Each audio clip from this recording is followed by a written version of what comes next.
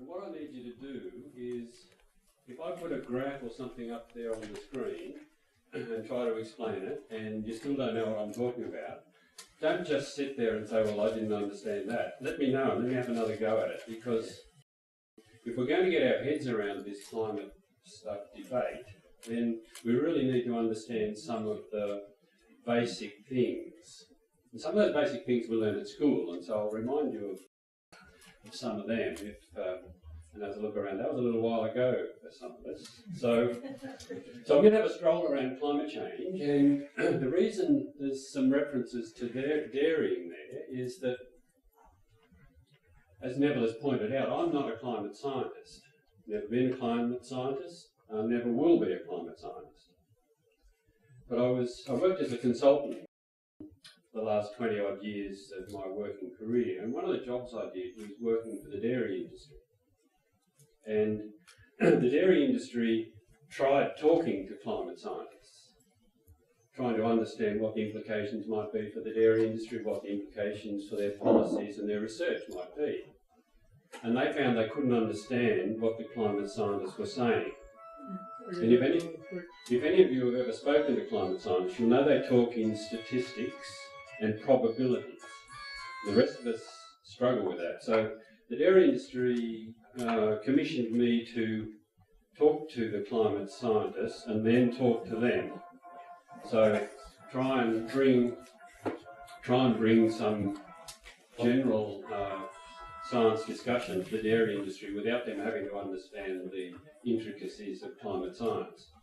But I'm going to give you some of the intricacies today. But before I do, climate science is an interesting thing, because somewhere along the line, and I don't know when it happened or even how it happened, but climate change and climate science became something you could believe in or not.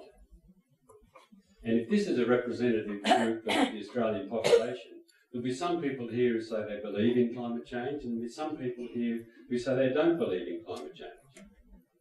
And we live in a free country, and so that's fine. What I'm not going to try to do today is change anyone's mind. So if you come into this discussion today not believing in climate science and climate change, you'll go out of this discussion with exactly the same opinion.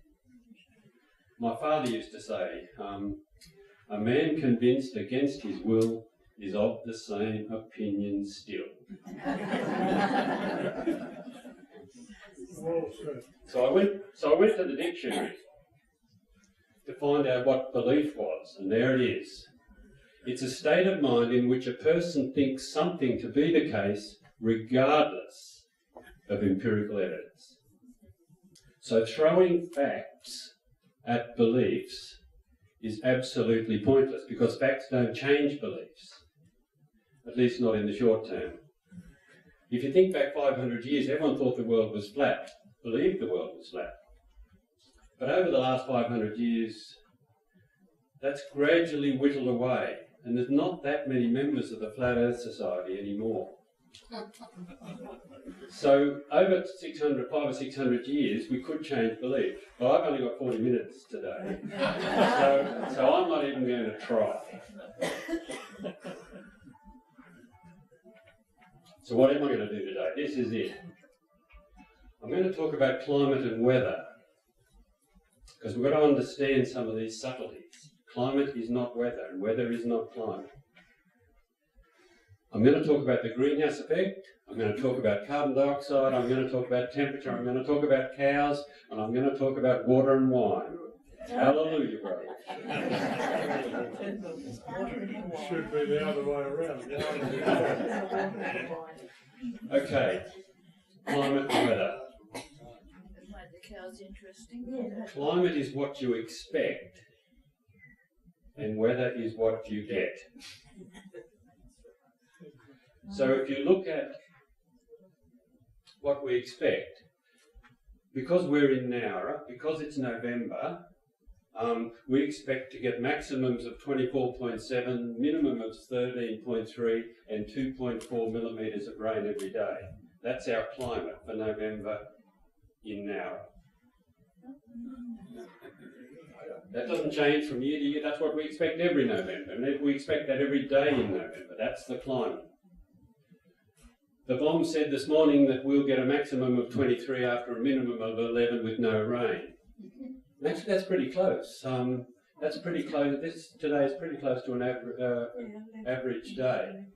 But the temperature can range in November in Nowra from 5.7 to 41.4.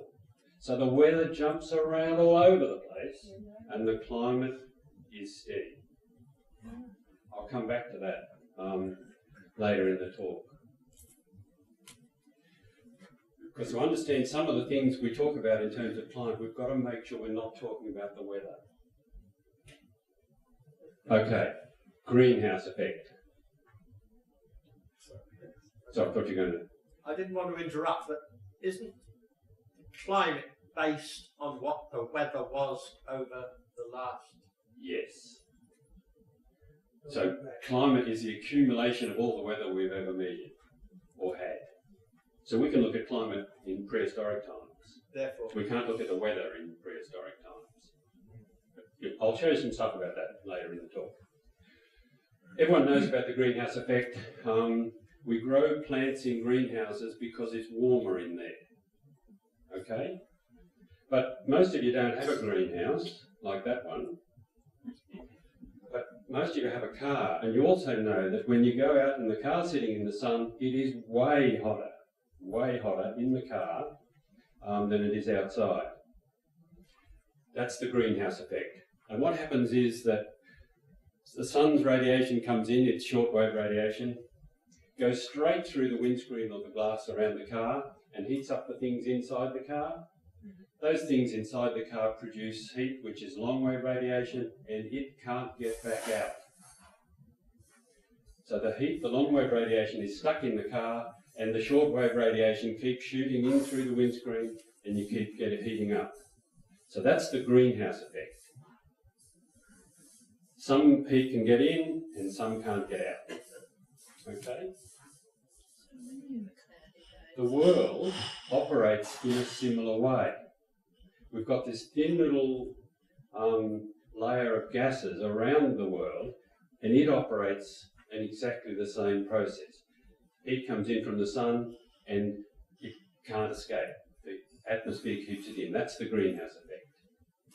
And it's the gases in the atmosphere that provide that effect. But, and this is quite critical, only certain gases contribute to the greenhouse effect. They don't all contribute. Okay? So who's doing the greenhouse? These are the big four. Water vapour makes up 60% of the greenhouse effect. Carbon dioxide, about 20%. Methane and ozone, collectively about 12%, and then there's a lot of rats and mice, little gases that make up the other few percent. One thing you'll notice from that list, nitrogen and oxygen make up 98% of the atmosphere. They're not on that list. So we've got 98% of the atmosphere making no contribution to the greenhouse effect. The greenhouse effect is all coming from these other gases. So when you look at carbon dioxide, it's a really, really, really minor part of the atmosphere. It's currently 400 parts per million. That's 0.04%. And yet it's making up 20% of the greenhouse effect. So you can see how minor changes in a minor gas can feed through to quite a strong impact on the greenhouse effect around the world. The other thing to remember is that the greenhouse effect is absolutely essential. It adds about 33 degrees to the world temperature. Average world temperature is currently about 15 degrees. If we didn't have the greenhouse effect, it would be minus 18 degrees. There would be no life, there would be no water. We just have ice. So we must have the greenhouse effect, but that doesn't mean more is better.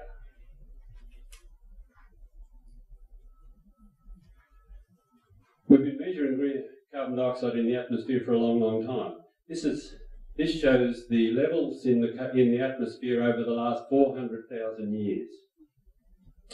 No, we didn't have a gas chromatograph to go out and measure it in those days. This all comes from ice cores. You all know that when you put an ice cube in water, it floats. The reason it floats is because there's little bubbles of air trapped in the structure of the ice. So when you drill down through ice in somewhere like Antarctica, where it's you can suck out those little bubbles of air that are still there and put them through a modern gas chromatograph, and you can work out how much carbon dioxide was in the atmosphere over that 400, in this case, 400,000 years. Now, you can see it jumps around all over the place. Perhaps a pattern, a sawtooth pattern.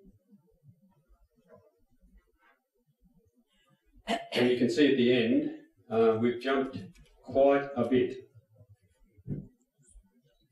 Now, the reason that that's important is I've taken that same graph. The green graph is the same carbon dioxide over the last 400,000 years. And now I put in red what the temperature of the world was doing over that same period of time. So you can see that there's a strong link between carbon dioxide in the atmosphere and the temperature of the Earth.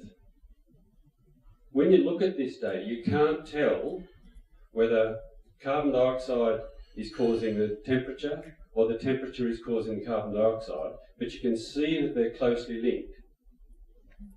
And you can also see climate has always been changing over this 400,000 years and before that.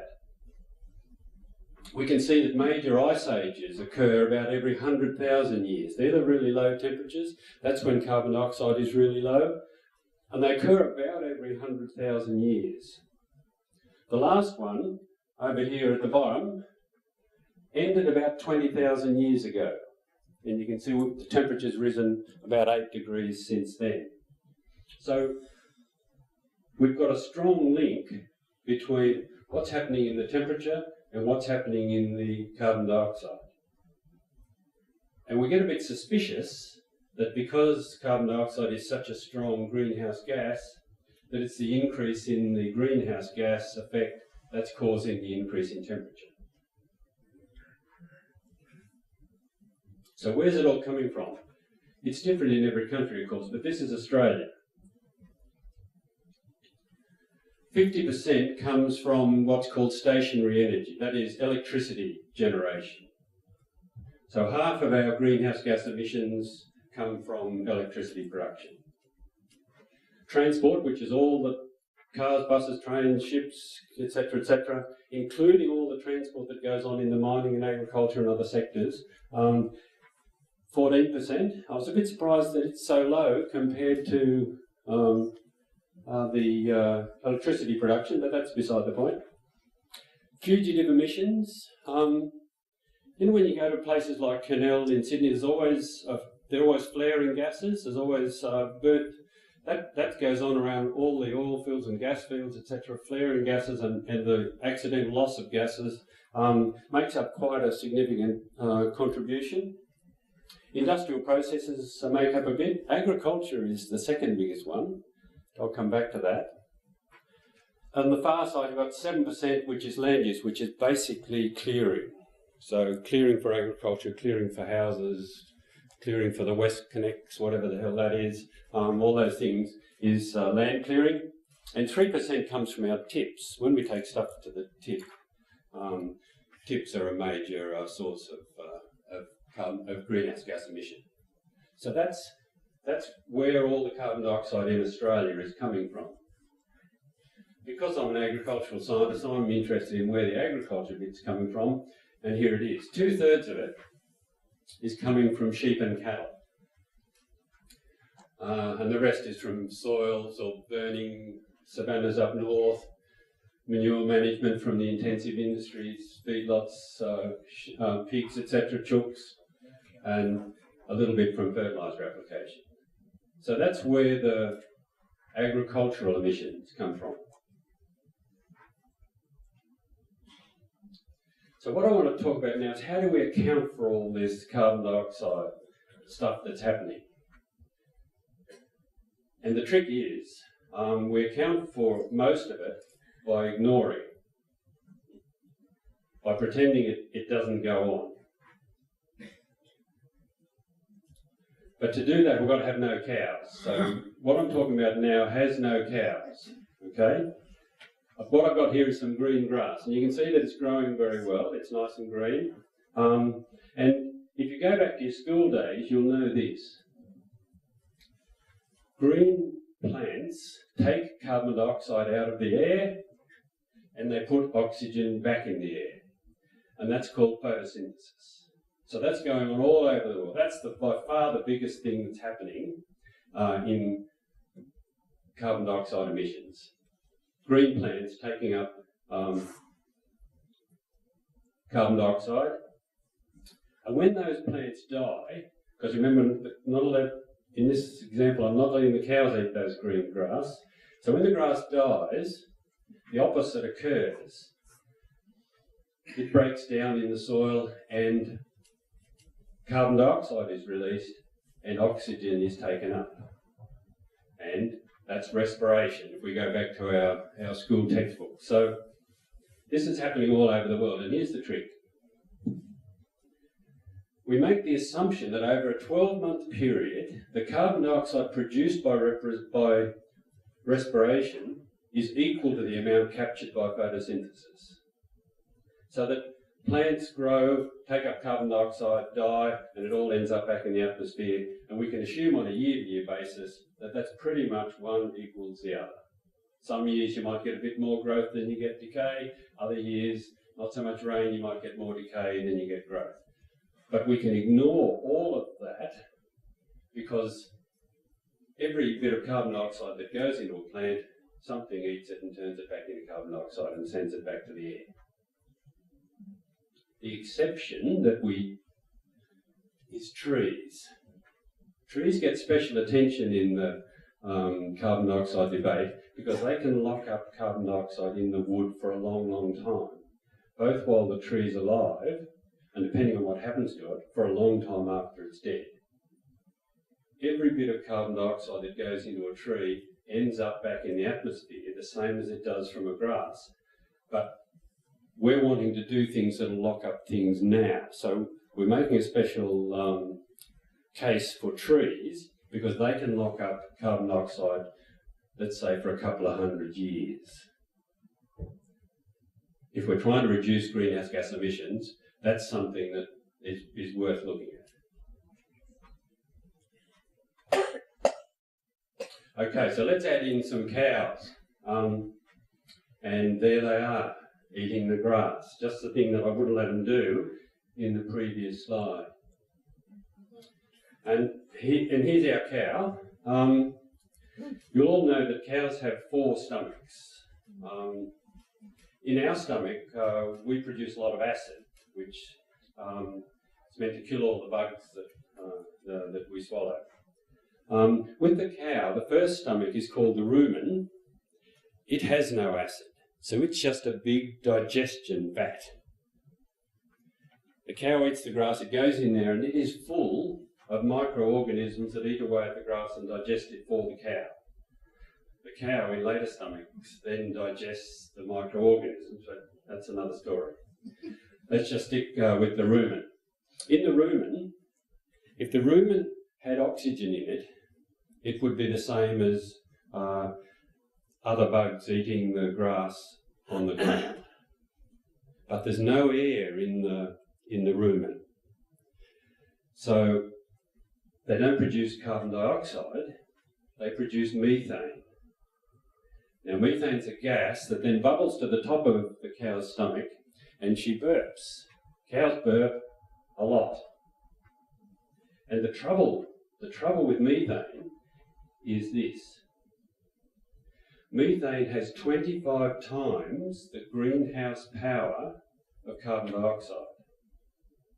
So if a cow is converting carbon into methane instead of converting it into carbon dioxide, you've got to multiply by 25 to understand the greenhouse impact.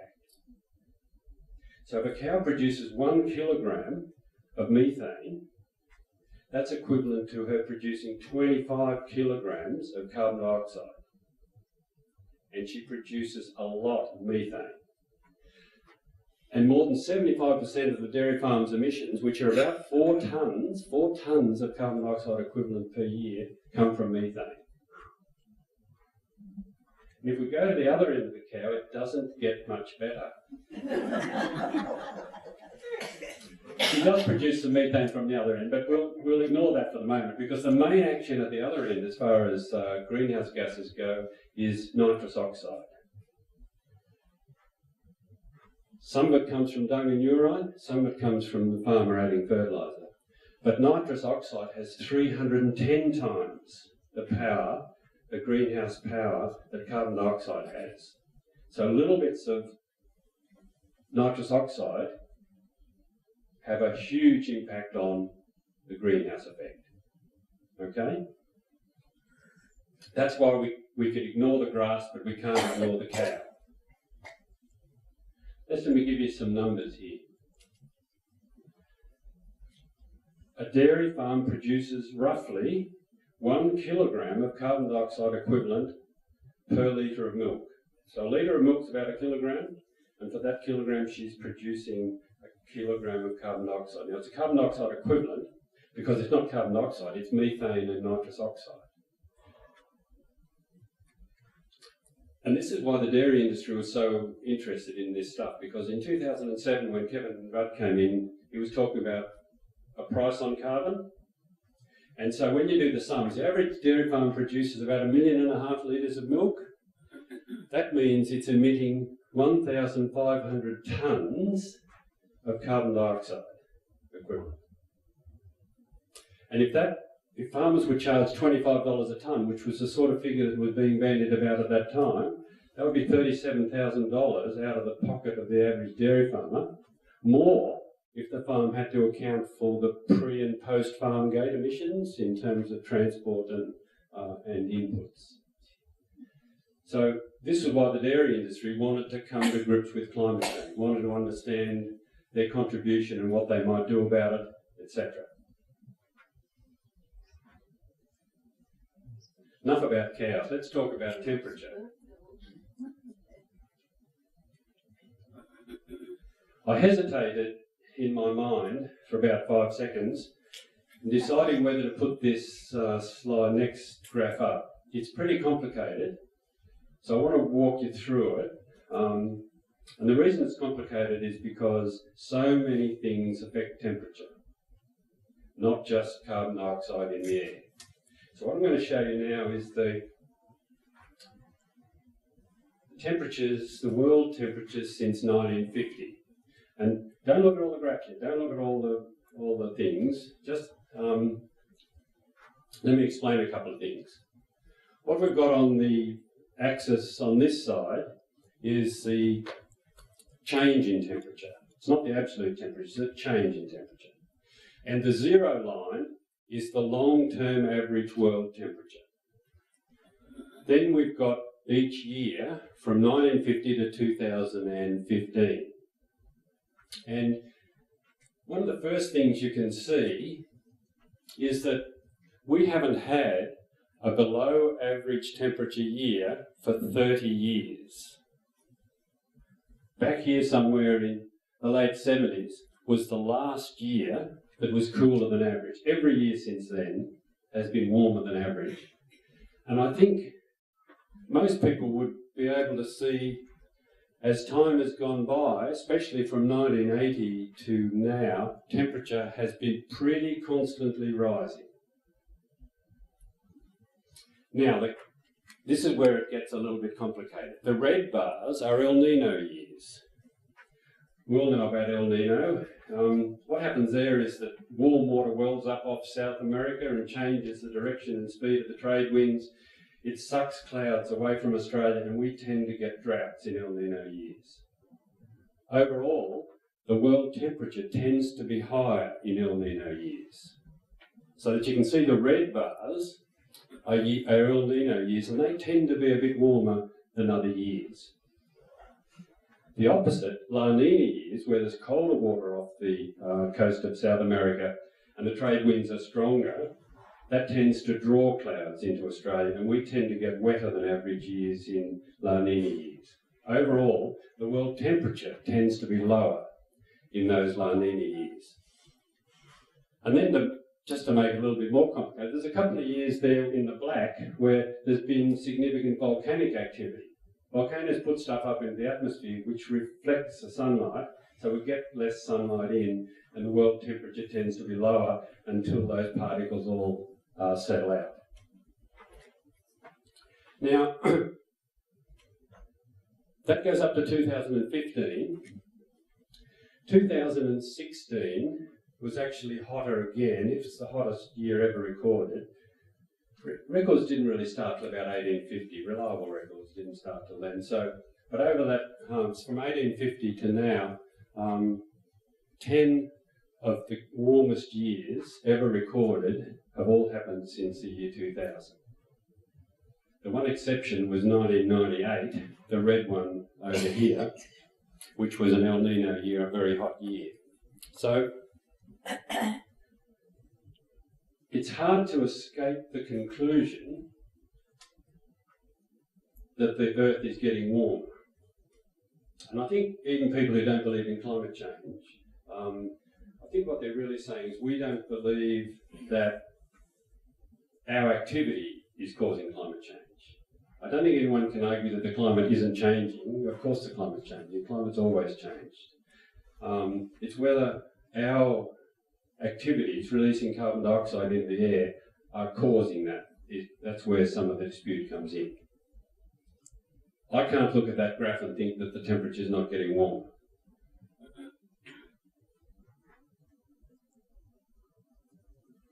And that was the world temperatures. This is Australia now.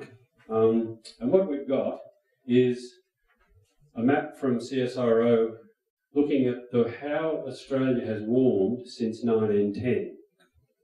And you'll see here that the green and blue colours are where the temperature has gone down over that last 100 years. Some of you have probably got better eyesight than me, but I'm struggling to find any green or blue bits on that map.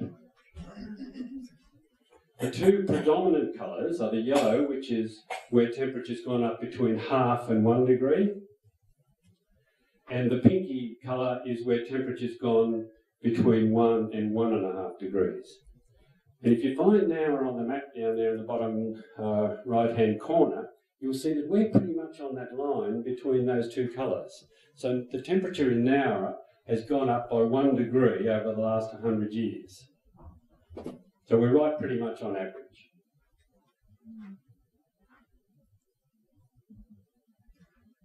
But who cares about 1 degree?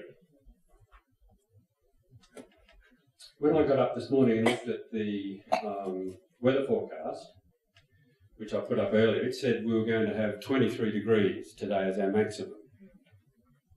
Let's assume you all got up and did the same thing.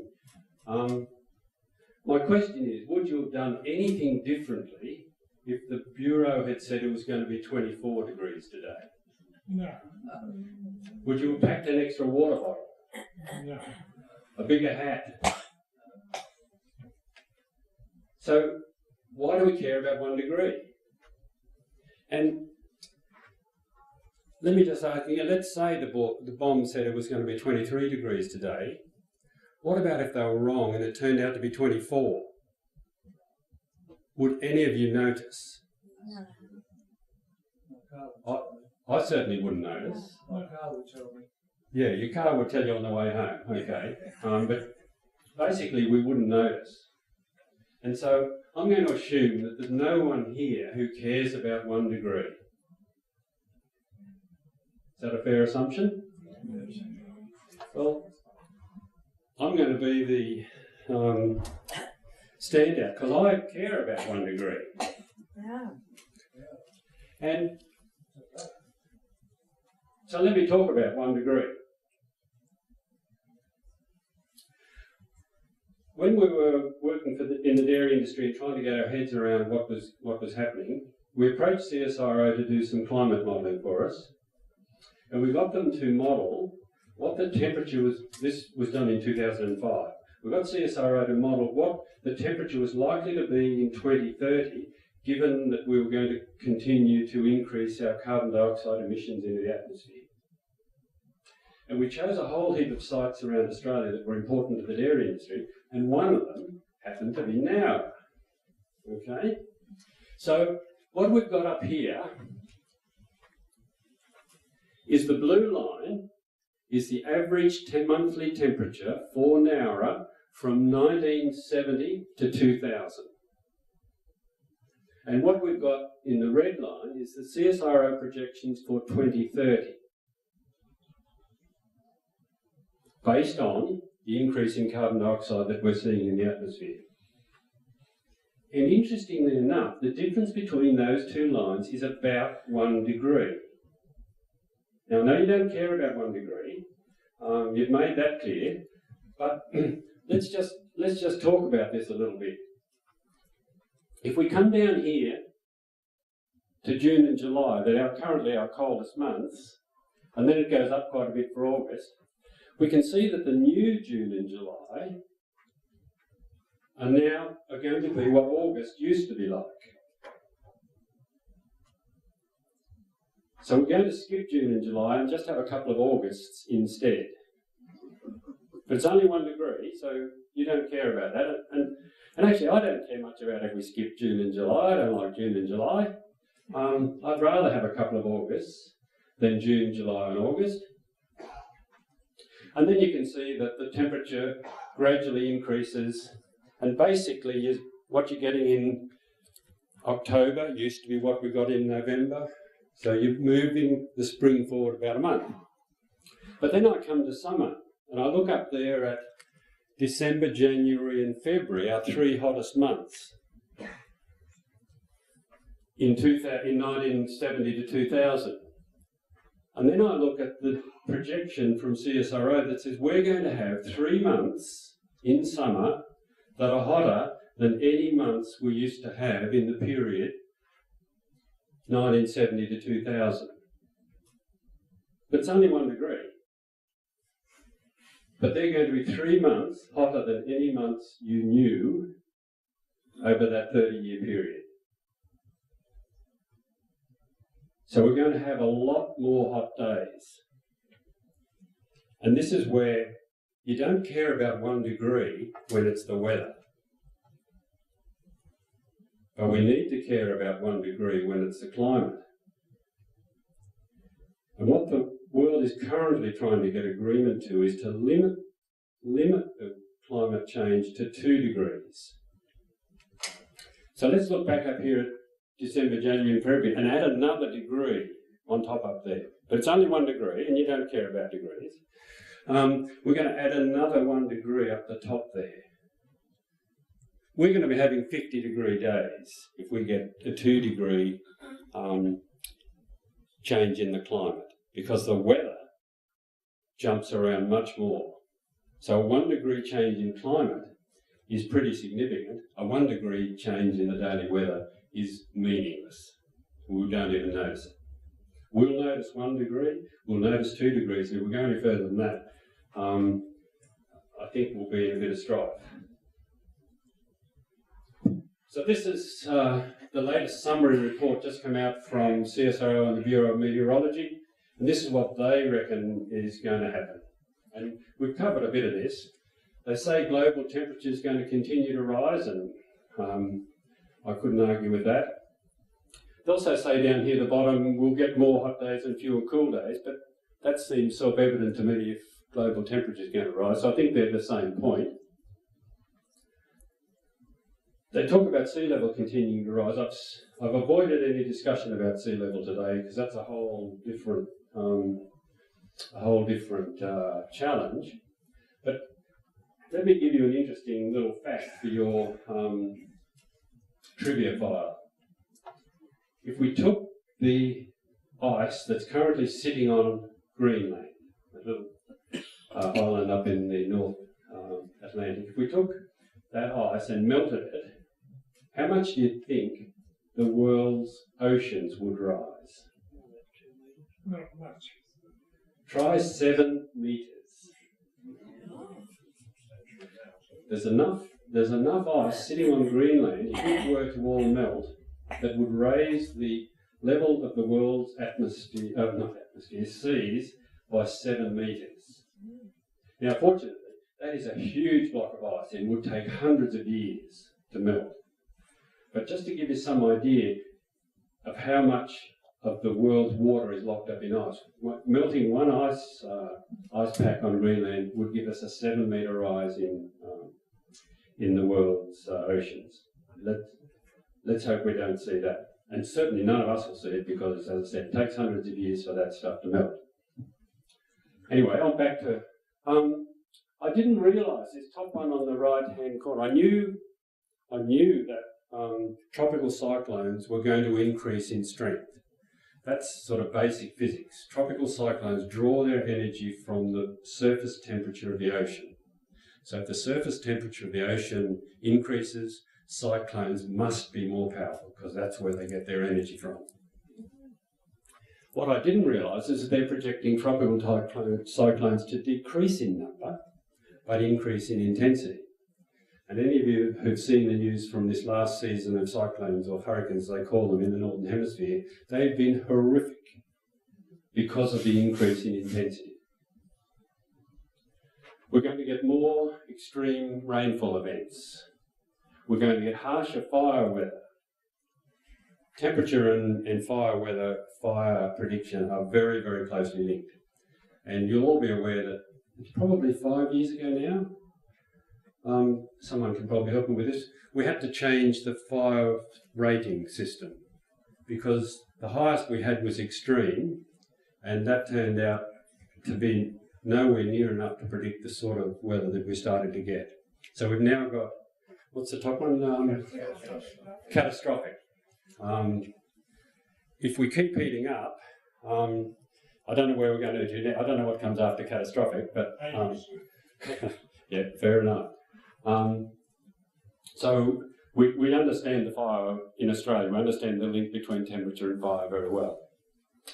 We're likely to get decreases in winter and spring rainfall for southern Australia with an increase in droughts. Now, most of us aren't farmers, and so we're not directly affected by drought. But most of us like to drink water. So I'm going to show you another horrific graph. And the reason I'm going to show it to you is that you all know that you can't get runoff without rainfall, but runoff is very, very sensitive. So what this graph shows, I'll talk about it before I put it up. What this graph shows is the inflows into Sydney's water catchments over the last 100-odd years. So these are measured inflows into Warragamma Dam and the three other dams on the pier. So these are measured inflows, and I'm going to show you those inflows and the rainfall over that period. I warned you. Okay, along the top we've got rainfall, and there's stalagmites, stalactites. There's stalactites hanging from the top.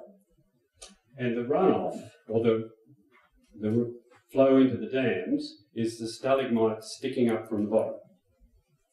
And the first thing you'll see is while rainfall varies a bit, runoff is up and down like a yo-yo. So what I've done here is I've taken the first 40-odd years, where the average rainfall in the top left-hand corner there was 780 millimetres. So that's average rainfall over that 40 years. And that produced an average inflow into the dams of 892 gigalitres. So that 780 was giving 892 gigalitres. If we take the next 40 or 50 years, when it was quite a bit wetter, you can see that we've now got 907 millimetres of rainfall. But look what it's done to the inflow into the dams. They've now got over 2,000 gigalitres. So what happens there is that there was a 16% increase in rainfall, And that gave us a 127% increase in runoff into Sydney's water supply. Then we went back into a drier period. Rainfall dropped down to 681 millimetres up on the right-hand corner, and runoff into the dams dropped to 572 gigalitres. This was when Sydney got panicky and started to put in a desalination plant, etc. And similarly, in this case, it was 25% less rainfall that gave 72% less runoff. So small reductions in rainfall give big reductions in inflow into dams. Now, I don't actually know anything about the water catchments for Nowra, but I'm assuming they're not too different to Sydney, and that if Sydney is having trouble with water, we're likely to have trouble with water because we get the similar sort of rainfall in the similar sort of catchment area. Now, so even though we're not farmers and we don't care about drought, we do care if the water restrictions have to ratchet up because there's not enough water in the system. And that's not all. There's worse to come. If having no water to drink is a big enough worry, then let's talk about wine. Wine production is considered the canary in the coal mine for climate change because it's very, very sensitive to changes in climate. And this is what's been happening in Australia. Vintage, which is picking date has been coming forward by about 2 days per year. So we're bringing forward the ripening period into hotter part of the year. We're bringing forward the picking into a hotter part of the year. And this had quite a negative impact on wine quality. And we don't want to see that. In 1998, Shiraz in the Barossa Valley ripened over about a 30-day period. Now it ripens over a 15-day period. So everything's happening quicker. Similarly in McLaren Vale, there was 21 days between the ripening of early varieties and the ripening of late varieties. Now it's 7 days. So there's no time for the winemakers to get one lot done before the next lot of grapes arrive. These are adding significant costs to the industry because you've got to have a lot more stainless steel tanks if you've only got 21 days between your early and late varieties. You've got no chance of completing the vintage before the next lot of grapes arrive. Drink up. Well, I'm glad you said that because here's world wine production for 2016, and the size of the circles is the amount of wine produced in that area. But that's not the important thing. This is the important thing. The output of wine in this year alone, the hottest since records began, was just under 26 billion litres. This is the lowest production rate on record for the last 2 decades and marks a global drop of about 5% compared to 2015. So I mightn't care if I don't get a drink of water, but I'm going to start to complain if I can't get a drink of wine. Thank you. Any questions?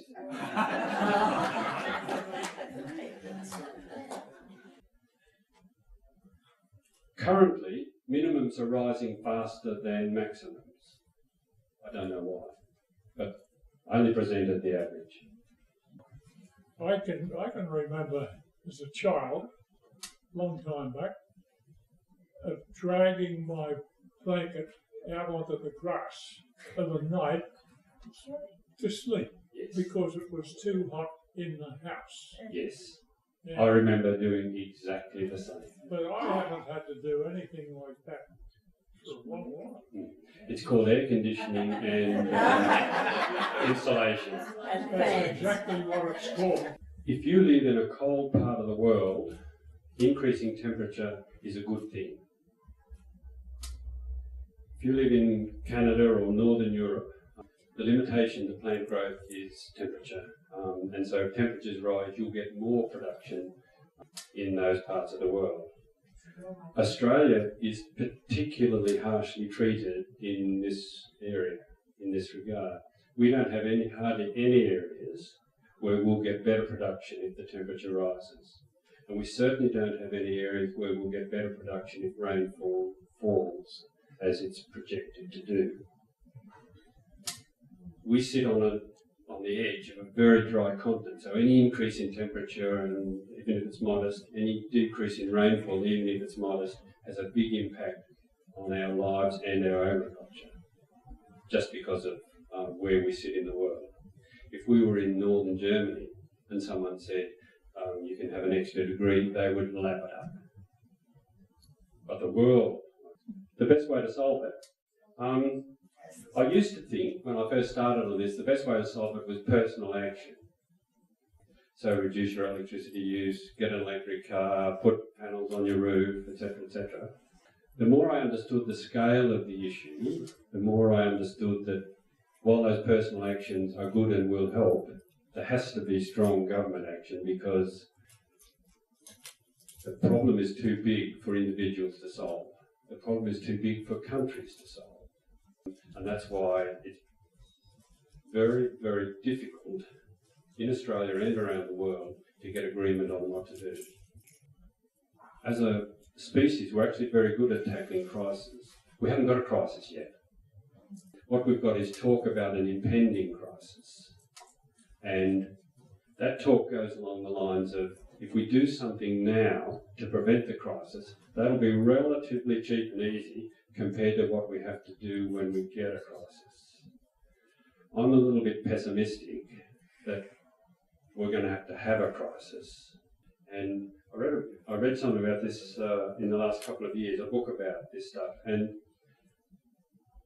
the effort that went into World War II is about the effort we'll have to put into bringing the climate back under control if it gets irreversibly out of control. Now, I didn't live through World War II, but I know it was a massive world effort. And the longer we leave it, the bigger the job. So, and if we get uncomfortable enough, we'll demand that it gets fixed. I used to think that the transport industry was making a much bigger contribution than it is. So if we converted all cars, buses, trains, boats, planes, etc. to electricity, we'd only reduce our carbon emissions in Australia by 14%. That's why there's so much in the papers and etc. about stationary energy, electricity production, because it is the big one. There's no problem in terms of physical capacity. Solar panels, if you put enough of them in, can do any of that. It's whether it's economic or not. And I think if we look at what's happening in Europe and some other places where they're starting to mandate electric cars, we'll follow that. We'll all have electric or dual electric cars by, say, 2025. All new cars will be in Europe by 2022, I think it is, will have to be dual. We won't be able to afford to pay for the electricity that it costs. Well, that's a Do challenge. you agree then that it should be mandated that the housing industry today, for example, mandates that people must have pink bats and things like this, or I'll take an even greater one, that if you build a house today, you have to have a runoff water tank. Mandated, it's got to be there. So should it be that every house should have at least 1 or 2 panels per bedroom on the of solar heating on, or solar electricity panels on the roof, with the battery storage for the excess? But it's mandated that all new properties should be thus, as well as a water tank? I tend to think that we're going to have to do all of these things. You can't build a house now without having dual flush toilet, because we think water's important. Eventually we'll say energy's important enough to mandate it, and then someone will come up with a bright idea where actually the tiles on the house become the solar panels, etc. We're pretty clever lot. Technically we can solve any of these challenges. Remember I put up that graph that showed how big an impact El Nino and La Nina years have on. We've got no idea whether climate change is going to change the El Nino and La Nina pattern. Is that related to the Pacific or to the That's Indian? to the Pacific. We underestimated historically the influence on our weather from the what's called the Indian Ocean dipole. Chile and all that. Yeah, and so the Indian Ocean and the Pacific Ocean both affect our weather. It's a pretty complicated story, but no one seems to have any idea whether climate change is going to increase El Nino years, decrease La Nina years, or affect the Indian Ocean dipole. We just don't understand them enough to predict how a change in temperature or carbon dioxide might affect. Your last graph touched on it with the wine industry, the season coming forward in increasing intensity.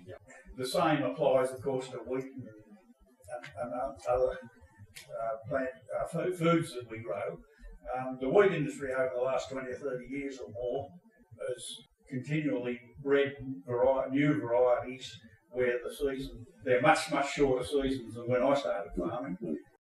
So they grow quicker, they ripen earlier, and new varieties are much heavier, bigger in yield. So, and of course, improved farming practices has helped there too. And in your opinion, my question now is, can science and selective breeding and plant science keep up with climate change?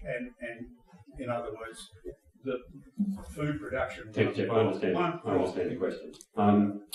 The answer is, at the moment, definitely. It is at the moment. And the best example is Western Australia, where the southwest of Western Australia was one of the first documented areas in the world where rainfall was shown to decline. Declined about 20% over the last 100 years. And that's a fair bit when we're talking modest rainfall to start with. During that time, wheat yields and the overall wheat crop in Western Australia has grown quite dramatically, probably 40 or 50%, despite the 20% reduction in rainfall.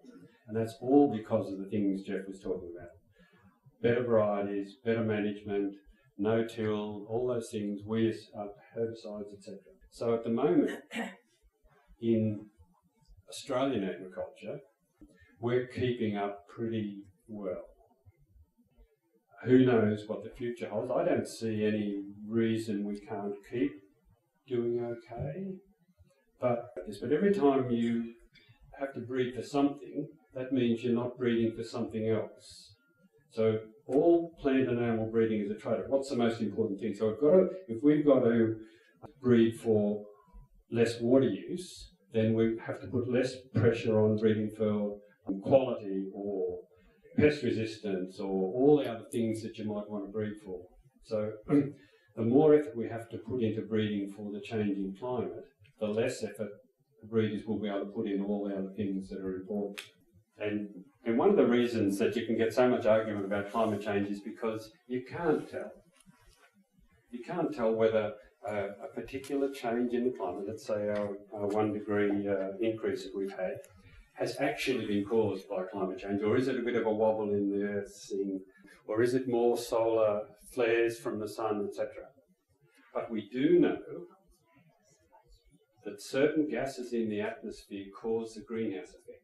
If we increase those gases, physics, not belief or anything else, says we must increase the temperature, same as you do in a car, if we leave it out in the sun.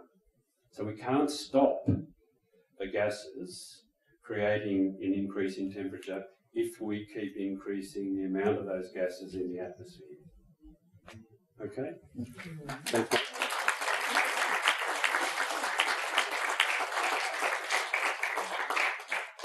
Thank you very much, Warren, for very informative.